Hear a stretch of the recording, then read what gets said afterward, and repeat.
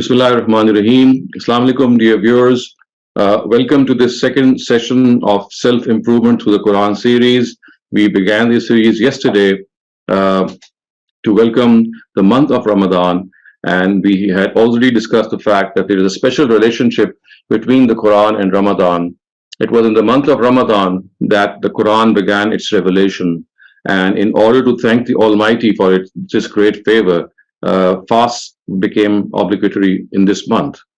So today we are going to study a passage from the Quran. It is in fact a continuation of a passage, of the same passage that we were studying yesterday, which is Surah Al-Furqan. So I'm just going to share my screen with you so that you are able to visually see the verses that we're going to study today. So these are verses of Surah Al-Furqan and verses 71 to 76.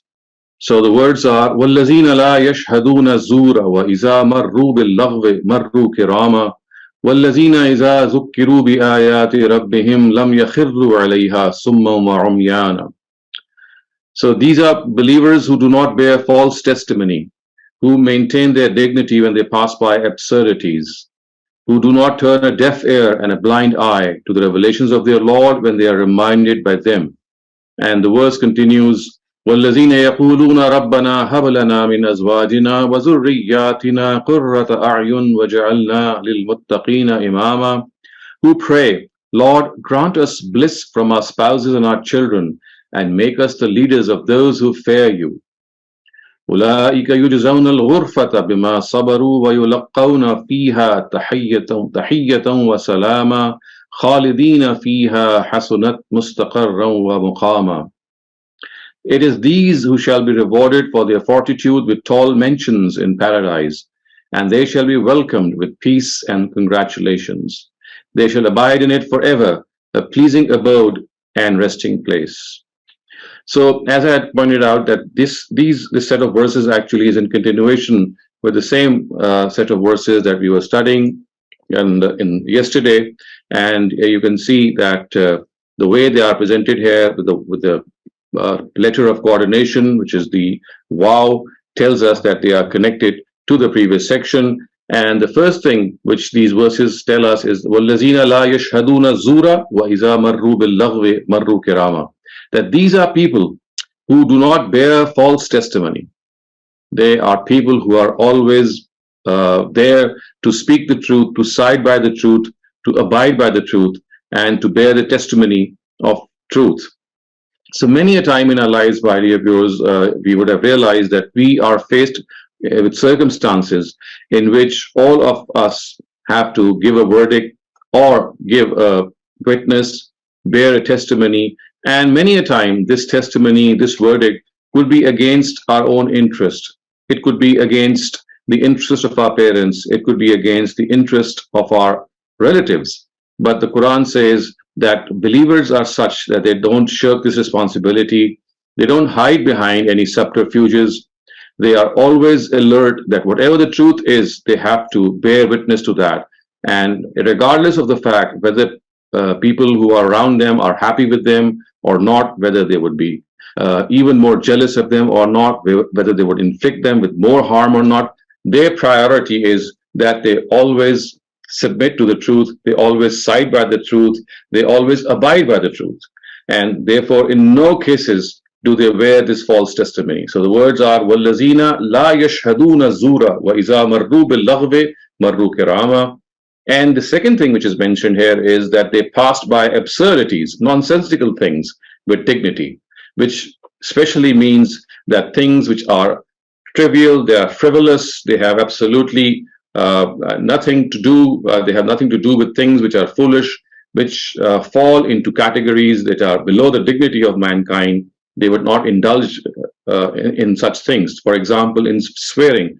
Now, we have this observation, I think you would agree, that whenever people sit by, we have this tendency of swearing and using bad words and using not only bad words, but vulgar words. So one of the things which when clearly see regarding this verse tells us is that when they sit together or when they talk to each other in their conversations, they always hold their dignity. They stick to their dignity. They don't talk nonsensical things. And in fact, the word here Marru bil laghwi marru kirama. Laghw is a word which means, I mean, it refers to all kinds of absurdities. It doesn't just refer to things that we talk about. It's things that we indulge in as well.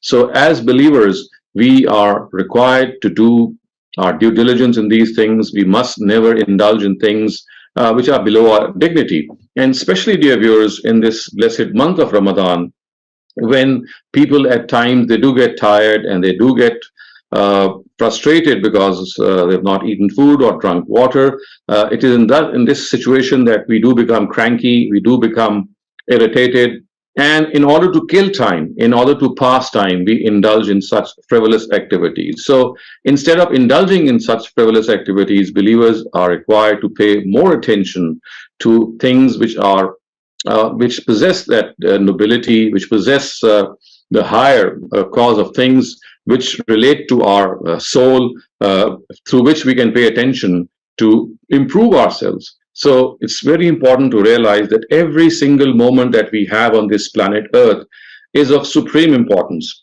Every instant as it passes by, it is an instant lost. So we have to make the best of the time that we have. And to make the best of the time that we have to make a plan for our lives. We have to carve out a mission before us. We must know what we have to do. So it's not that the Islam, religion, or the Quran is against entertainment. It is against amusement. No, that is not the case. What it is against is frivolous activities, things which are absolutely below human dignity. So, وَالَّذِينَ لَا يَشْهَدُونَ الزُّورَ وَإِذَا مَرُّوا بِاللَّغْوِ مَرُّوا كِرَامًا. And the beautiful words which you can see, they form such rhyming sequence with the previous ones, have a very special effect if we are able to understand the language as well. So the next thing which is mentioned here is وَالَّذِينَ إِذَا ذُكِّرُوا بِآيَاتِ رَبِّهِمْ لَمْ يَخِرُّوا عَلَيْهَا سُمًّا وَعُمْيَانًا. So they are people who do not turn a deaf ear and a blind eye to the revelations of their Lord when they are reminded by them. So we have been discussing this, that as far as the real role of the Quran is concerned, especially in moral directives, it is not that it is for the first time informing us about what morality is, because this is something that is already ingrained in us. By birth, we know what right and wrong are. So what the Quran does is that it reminds us of the facts that we already have in ourselves, and we tend to forget them. They tend to just elude us. So the Quran brings them up again and again, and the purpose of bringing them up is to remind us that, well, this is something that you already acknowledge. This is something that your own self already bears testimony to, so pay heed to it. And the verse here, it tells us that when believers are reminded of these things, when they are reminded of the Almighty, when they are reminded of the signs of the Almighty, they don't turn a deaf ear, they don't turn a blind eye, they always listen to them. They always pay attention to them, because this listening and this paying attention is something which makes them connected to the Almighty, which makes them it reminds them of the fact that there is a being who has created them, and there is someone who is looking after them. And if you are to connect with that God Almighty, then it has to be through His book. And also, if you witness His practices, the way He is affectionate to human beings, the way He accepts their supplications, the way He looks after them in such a magnanimous way, these are object lessons for us that we must never forget. So the Quran always tells us that this reminding is something which has to be beneficial, and this benefit can only be drawn if we have that eye, if we have that ear which listens intently. If we turn a deaf ear to such reminders, they are not only not going to affect us, but the stage is going to reach, as the Quran tells us, that this is one of the punishments which God inflicts upon us, that when we tend to ignore the Quran continuously, the reminders of the Quran continuously, there is this seal which is set on our hearts. Our eyes and ears and our hearts, they become non-receptive towards the truth. And this is a kind of punishment, and of course, something that we all must stay away very, very in a very, very diligent way.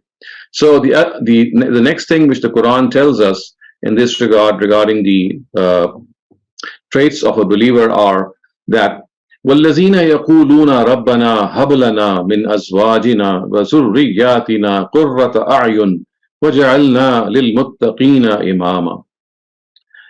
And these are people who pray, Lord, grant us bliss from our spouses and our children, and make us the leaders of those who fear you. So you see, this is something which you see as a very common theme in the Quran. The Quran comes back to this theme every now and then, and that is the family life that all of us are passing through in this world.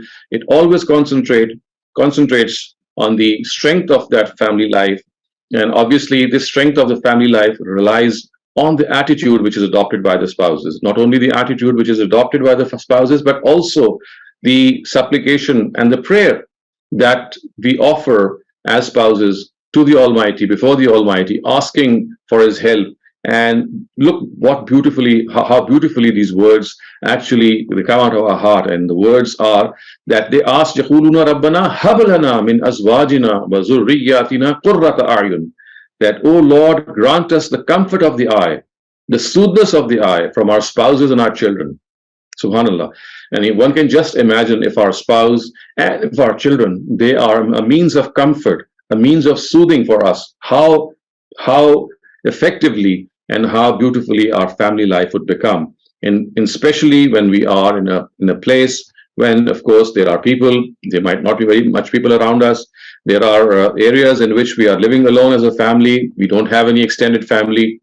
And in such instances, when the family unit is strong, the family unit is adhesive and close to one another, we are really blessed, and we are very fortunate that we can rely on each other. But this can only happen if the attitude of the spouses, and obviously as a result of the family that they are rearing, of the children that they are rearing, is something that we can really be dependent upon. So the Quran tells us that this family life lies at the bottom of a healthy society.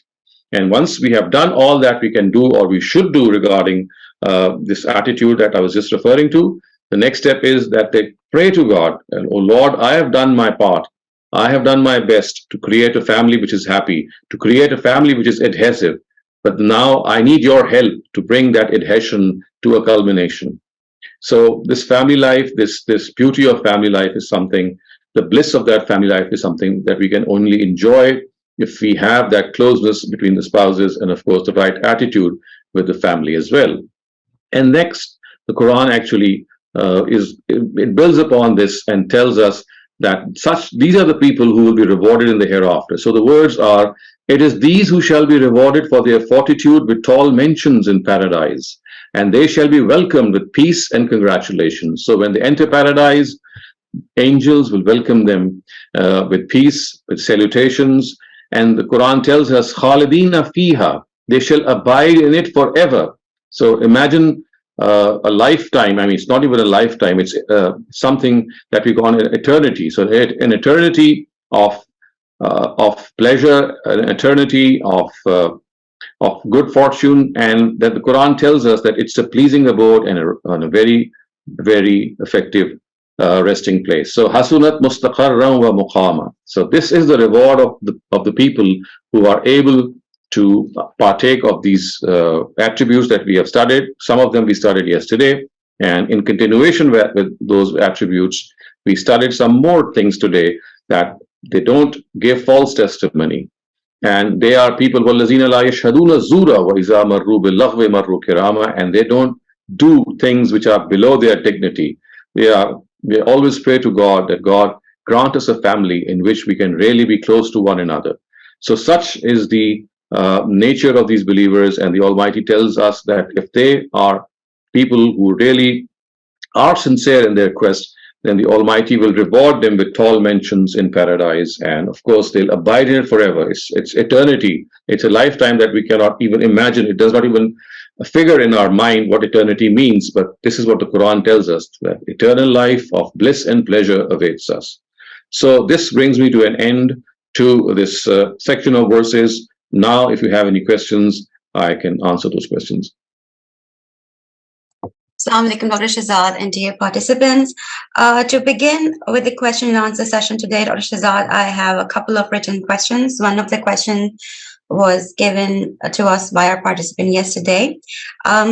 they wanted to ask what are the differences between these pairs of terms. The first pair is humility and self-esteem, and the second pair is self-esteem and arrogance.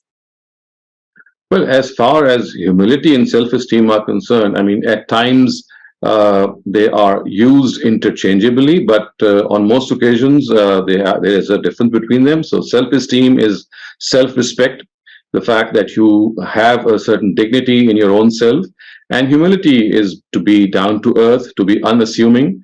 I mean, these are simple English words, I think, and they are not used as terms in the Quran. They are used as common English words. For that matter, these are actually translations of the Arabic words. So you can just look up a dictionary as well. Otherwise, as I said, there's a difference between humility and self-esteem. And the other pair was humility and arrogance, or self-esteem and arrogance. Yeah, self-esteem and arrogance, yes. So self-esteem, I just explained, it's your own personal dignity, and arrogance is haughtiness. Arrogance is denying the truth. Arrogance is to be a person to pose to oneself in a way that you pose yourself to be a superior person.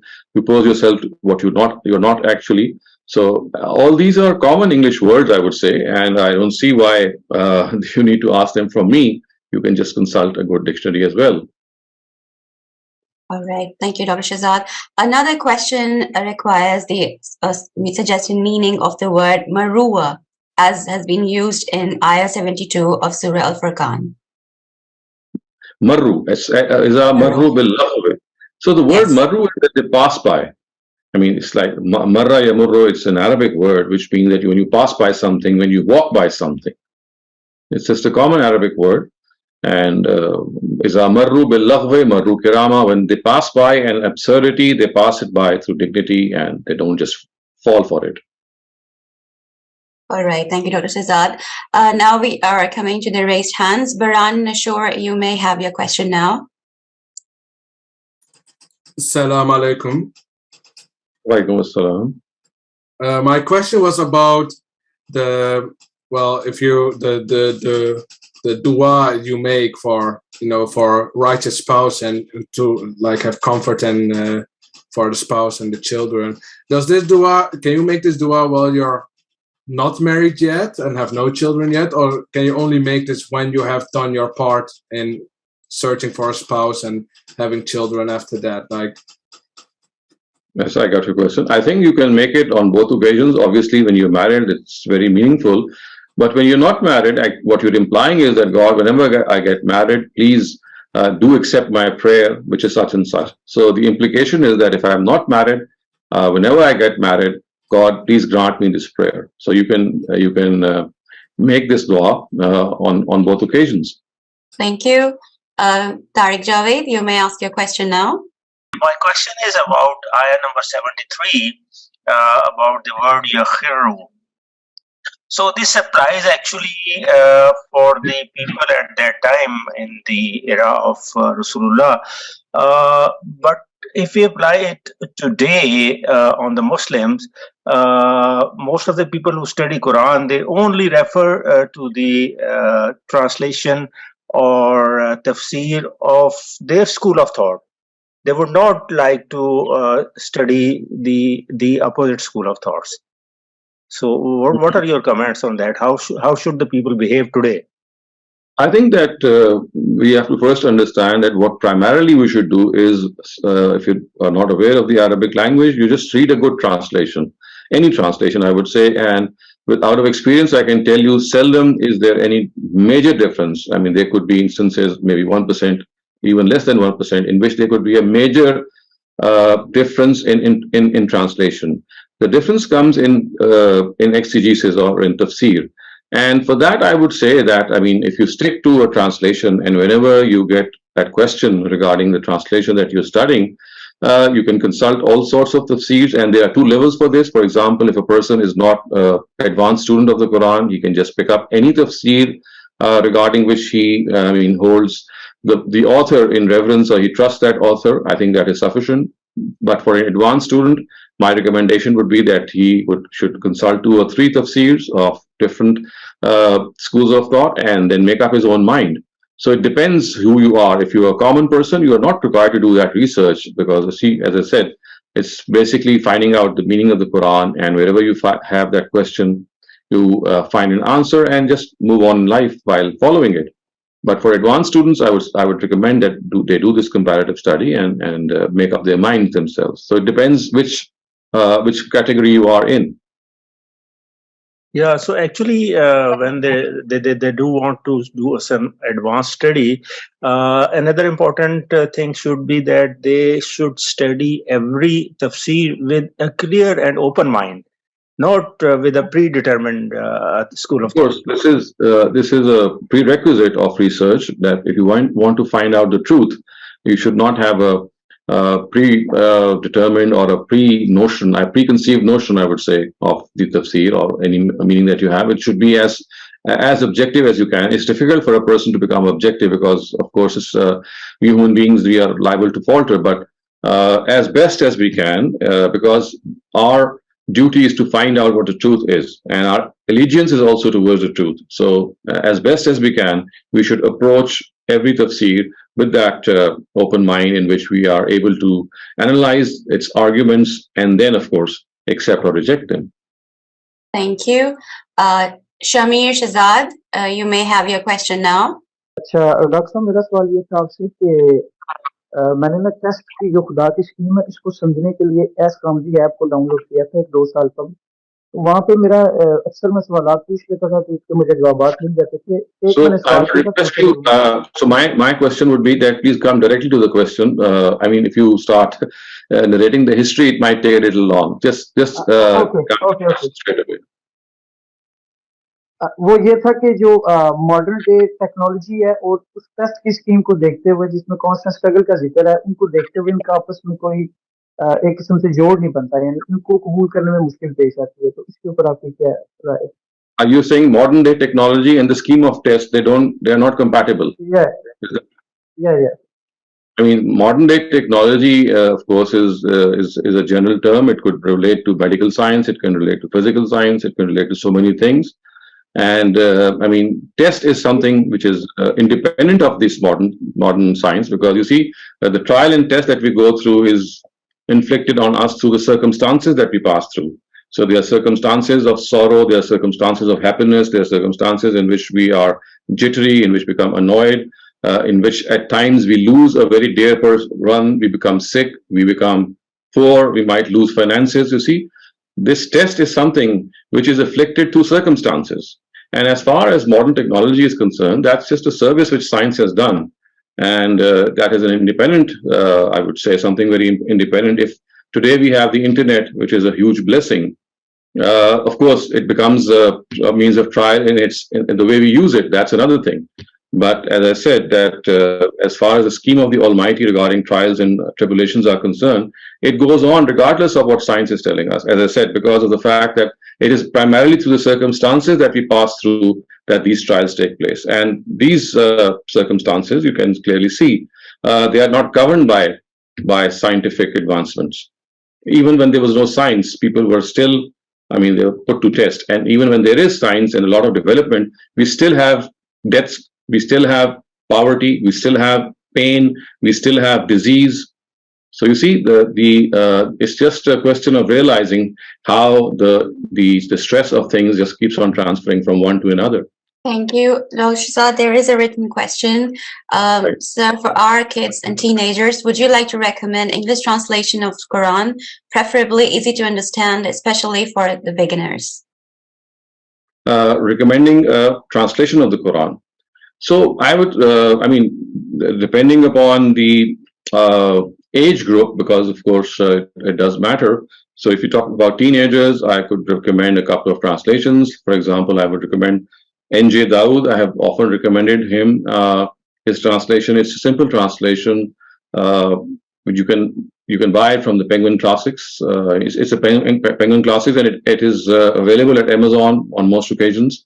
I can recommend Maulana Wahiduddin Khan's translation. I can recommend the translation of my Ustaz Javed Ahmed Ghamidi, but primarily it is in Urdu. However, it has been translated into English, so you can choose amongst these. Right, and that brings me to mention the translation that you have recently completed of the Noble Quran, right? Right. So That itself is a translation of a translation. Yeah, so I will mention all these 3 links in the chat soon. Rabia Jamil, you may have your question now. My question is about there are two sources of evil thoughts, like from Satan and from our own nafs. So usually we seek refuge from Satan, like Auzu billahi minash shaitanir rajim. So why don't we seek refuge from the nafs? As it's all the source of evil thoughts. And now in Ramadan, the Satan is locked. So even after this, when we pray and when we recite, we also seek refuge from the Satan. Auzu billahi minash shaitanir rajim. But the Satan is locked. So. Well, as I said, the source of evil, as you've rightly pointed out, is Satan himself and our own soul. As far as our inner soul is concerned, we have been taught this prayer by the Prophet, which says, Allahumma inni a'udhu bika min shururi anfusina wa min sayyiati a'malina. This shururi anfusina means the evils of our nafs, of our soul. So this is something which has been taught by the Prophet as well. We can read it. And today, when in the absence of Satan, because they have been enchained, they have been fettered, imprisoned, call it what you may. But the fact is that when you say these words, A'udhu billahi minash shaitanir rajim, in spite of the fact that there is, Satan is not going to bother you in this month. It's just like it's like a reference to the fact that whatever evil that might come to you is something from which you are seeking refuge. So if it is not Satan, of course, it could be your own soul as well. So it's like a general statement that you are making without pinpointing towards Satan. I'm talking specifically for the month of Ramadan. For other months, of course, this statement becomes meaningful.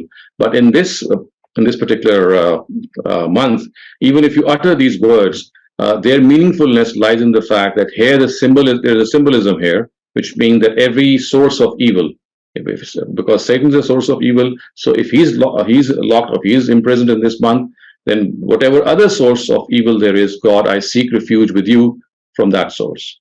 All right. Thank you, Rabia. Now we have Samra. Samra, you may go ahead now. Assalamu alaikum, sir.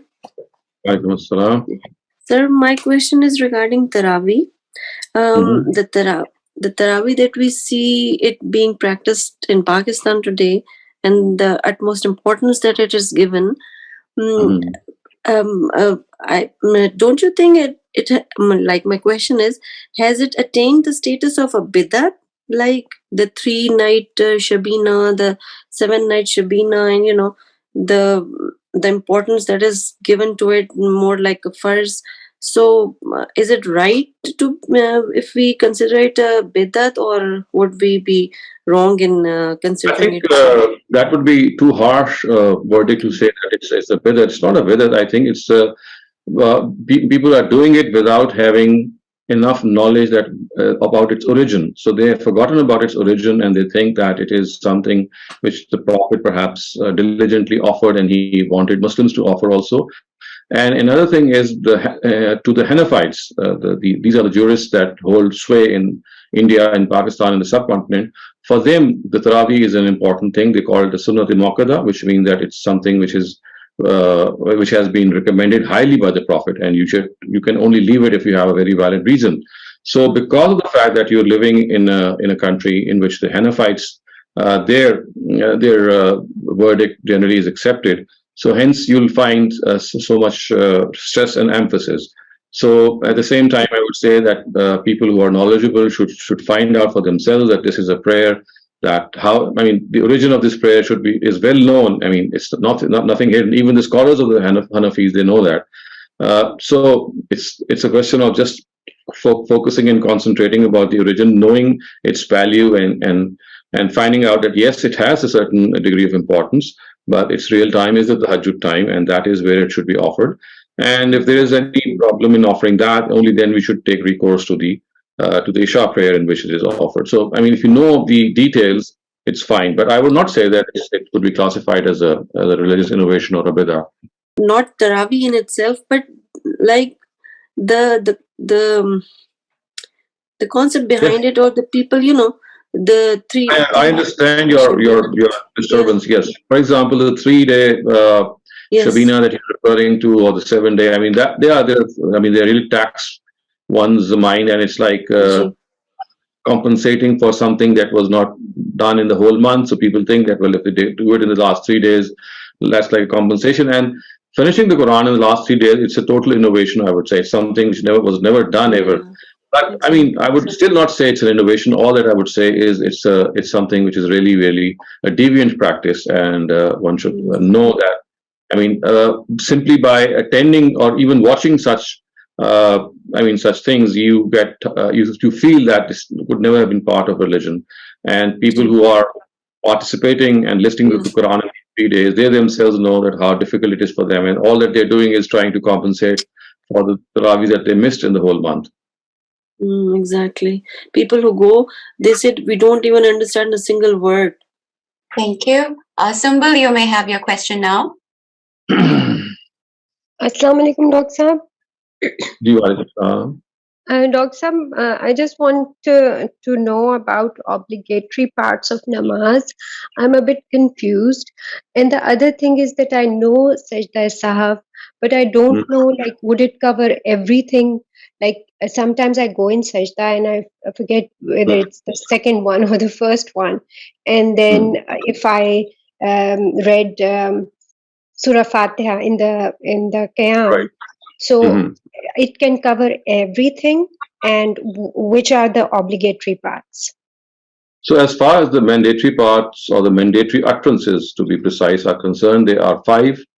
So the first is Allahu Akbar. I mean, whenever you have to say Allahu Akbar, like when you start the prayer, when you go for kneeling, when you stand up, and then of course you go for prostration. So all those instances in which you are saying Allahu Akbar, they are mandatory part, and they have to be uttered in Arabic. Then we have Surah Fatiha, which is the second. The third is the Quran that we read after Surah Fatiha in the first 2 rakats. The fourth is Sami Allahu liman hamida. And the fifth is Assalamu alaikum wa rahmatullah. So these are the 5 mandatory utterances of the prayer, and they have to be said in Arabic also. All the rest are not mandatory. They can be said in our own language, and any dua that we have in mind, any expression of gratitude or glorification of the Almighty can be said at the instances of prostration, of kneeling, while we are sitting in the qada, and whether we use the Arabic language or any other language that we are comfortable with. So these are all optional practices, and they make the prayer even more, I would say, involving if we know that there are certain parts that we can read in our own language as well. But these 5 utterances have to be in Arabic. As far as the Sajda Sahab is concerned, the principle that you can make out from the practice of the Prophet is that whenever you can, whenever you are able to make up for the thing that has been lost, you should make it up and then offer Sajda Sahab. If something is that you have done cannot be done, in the course of your remaining prayer, then just forget about it, and at the end of the prayer you do Sajda Sahab. So if you are able to make up what has been lost, then the principle is that you make it up and then you offer the Sajda Sahab. And if that is not possible, then you just offer Sajda Sahab. I'm sorry, I missed the 4th one. It was after recitation. Fourth one is Sami Allahu liman hamida. When you say Sami Allahu liman hamida, that is the 4th utterance, which is mandatory. Okay. And is it okay if I'm confused about how many sajdas did I do? So I can do a 3rd one, like. Of course, if you forgot the amount of sajda, you just say Sajda Sahab, because it's not a 3rd one actually. It's the Sajda of atonement. It's an independent one. And as I said, that if you remember what you had done, that you had left out, and if that is something that you can do, that's, for example, when you had offered the prayer, let's say you had offered 3 rakats of your prayer. And you thought that you have, let's say that you have done 1 rakat short, and now you know that you still have the time that you can pray the 4th rakat. So instead of saying salam of the 3rd rakat, what you can do is you've already said your salam. You can get up and pray that 4th rakat which you thought you had missed out. So the bottom line is that whatever you have missed out, if that can be made up, you make it up and then you do the prostration. And if that cannot be atoned for or that cannot be made up, then you just do the sajda. Okay. And for example, if I sleep during my sajda, like I feel that I slept and I think that doesn't matter because this would occur mostly, I would say, in your voluntary prayers, on your optional prayers, because the person would go. I mean, would increase the amount of time in sajda or prostration when he or she would be alone, I guess, or offering the optional prayer. And if you think that you have slept or maybe dozed off, I mean, it's just an idea that you can take for your own self that whether, for example, if you slept for a long period of time, did you break your wuzu, and was it in the part of the prayer, or was it that you had done the prayer and you were just offering a sajda? So it depends what the situation was. If you think it was part of the prayer and you slept and you were not sure whether your wuzu would have broken or not, that would be another situation. But I think in most cases it would hardly be. I mean, the practice that you doze off for a long time in the stage of a prayer. I mean, of a prostration, because the posture is such that you cannot doze off in a deep way when you are in the state of prostration. I would reckon. oh, so I never thought about my wuzu. I just thought, okay, I missed a sajda or maybe I did something. So that's another point I need to check. Yes. Okay.